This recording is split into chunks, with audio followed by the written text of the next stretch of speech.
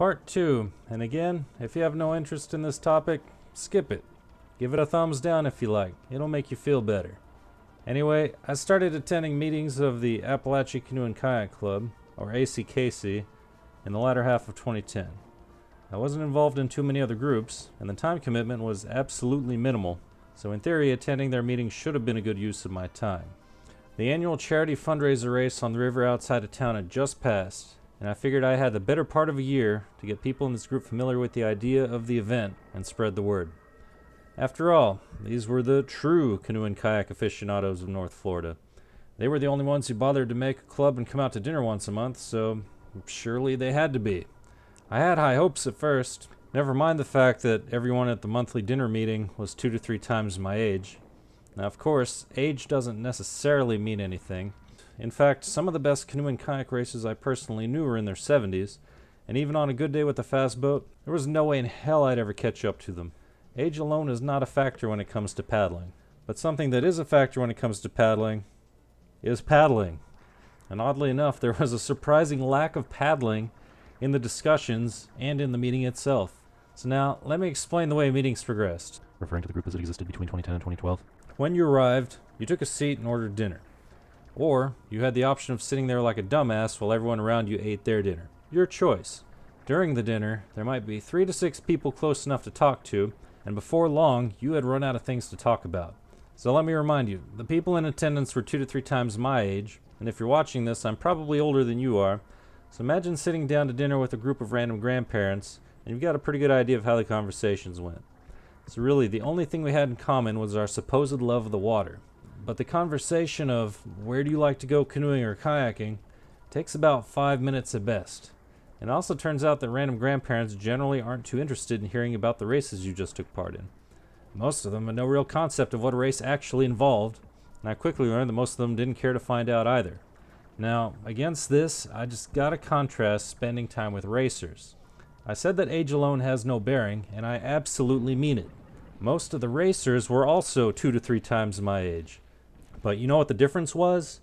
There was a sense of camaraderie, and spending time together outside of the races was actually fun. Before a race, we could talk about things to expect, things to watch out for, tips and such. After, we'd compare notes. Not everyone passed the same point at the same time. Did you see the huge alligator? Did you get stuck on the sandbank? You know what I'm talking about. How did you make it across the logjam? Which path did you take at the fort? We laugh about how that one guy flipped his boat at the beginning on accident. Or learn that the changing tides had shaved 20 minutes off of one person's time while adding 10 minutes to another person's. And then we talk about upcoming events. This sort of thing just didn't seem to happen at ACKC dinners, and I was usually just bored waiting for the actual meeting to start. For the meetings, they followed Robert's Rules of Order, which, honestly, I don't understand why they even bothered. I mean, what purpose is served by the useless formality of approving minutes, or the completely pointless call for old business? Early on in my experience with ACKC, when it came to new business, often there just wasn't any. When you hear the term Canoe and Kayak Club, you might think that organizing canoe and kayak trips would fall under new business, but with one important exception, nope, that was not the case. Finally, it was time for the program, and this varied wildly from month to month. Often it included someone presenting a slideshow of a trip they'd taken, some local, some more distant. The slideshows were interesting enough, assuming the photographer was halfway decent. Other times we had presenters show videos that were essentially infomercials, which always seemed kind of out of place. I can recall at least one safety presentation, which admittedly is important, but not what I want to be listening to after waiting for a month since the last meeting. And finally, the best ones by far, the ones I actually enjoyed listening to, were the guest speakers who represented various state and federal agencies, environmental groups. These included talks about hydrology, conservation districts, ecological impacts on rivers and the like. These were legitimately interesting talks. So now we get to the fun part where we talk about group trips and events, right? Isn't that cute? But it's wrong!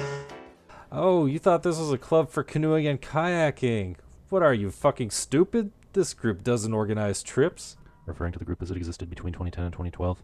I was fully active for a year and semi-active the year after that, and in all the meetings I attended, not a single official group event was organized or announced.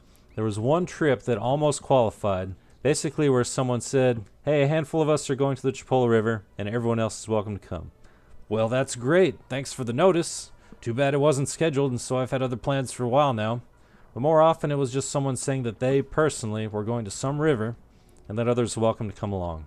And you know, anytime someone said that, I just felt bad for them, because it seemed obvious from the lack of response that no one was going to join them.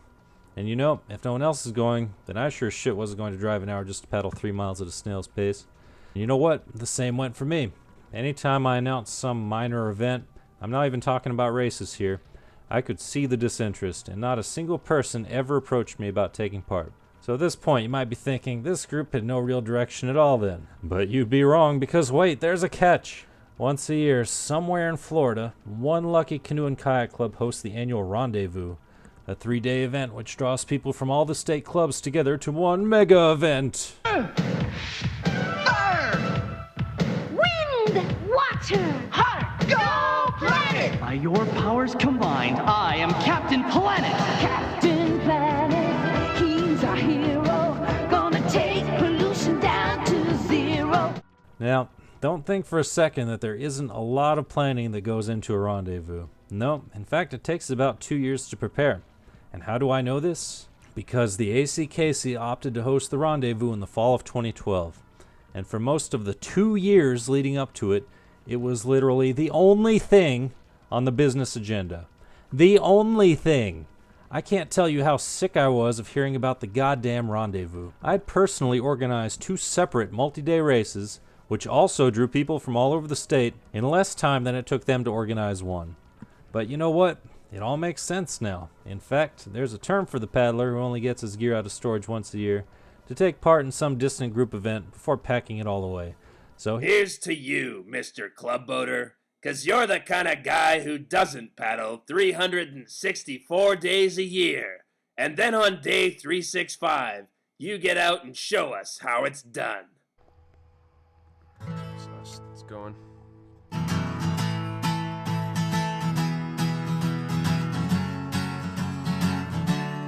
Oh, club boater, you paddle like you wish you had a motor. Hey, club boater. Alright, so maybe the ACKC isn't really a club about canoeing and kayaking, so much as a club about the idea of canoeing and kayaking. That's not necessarily a bad thing, I guess. Anyway, we'll talk about this more in part 3. Thanks for watching.